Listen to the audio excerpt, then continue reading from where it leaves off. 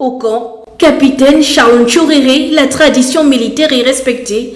Le président de la transition, chef suprême des forces de défense et de sécurité, préside la cérémonie de passation de commandement entre le général de corps aérien Ossimandon, Jean Martin, chef d'état-major général des forces armées sortant, et le général de division Bouka Jean Bedel, chef d'état-major général des forces armées entrant. Celle-ci est précédée de la cérémonie de décoration de plusieurs personnalités civiles et militaires. En qualité donc de grand maître des ordres nationaux, le chef de l'État a honoré 3 récipiendaires dans l'ordre militaire de la Panthère Noire, au grade de commandeur, officier et chevalier. Ma qualité de président de la transition, président de la République, chef de l'État, je vous décerne la médaille de commandeur de l'ordre militaire de la Panthère Noire.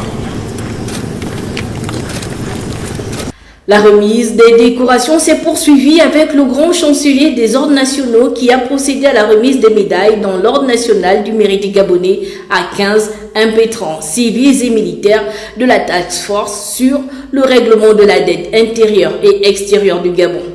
S'en est suivi la remise des médailles de reconnaissance des forces armées, médailles d'honneur de l'armée de terre et médailles d'honneur de la marine nationale. Après la phase de distinction, place à la passation de commandement.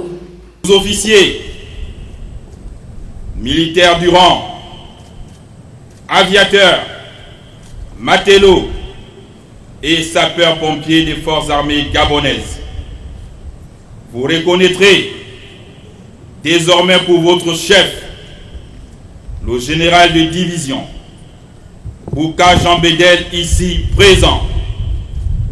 Vous lui obéirez en tout ce qu'il vous commandera, pour le bien du service, l'exécution des règlements militaires et l'observation des lois et le succès des armes du Gabon. Fermez le banc. La prestation de serment du nouveau chef d'état-major général des forces armées, le 11e depuis la création de l'état-major général des forces armées et 4e issu de l'armée de terre, a constitué l'un des temps forts de cette cérémonie. Défendre la patrie et l'état de droit, de remplir consciencieusement les devoirs de ma charge, dans le strict respect de ses obligations de loyauté et de fidélité à l'égard du chef de l'État.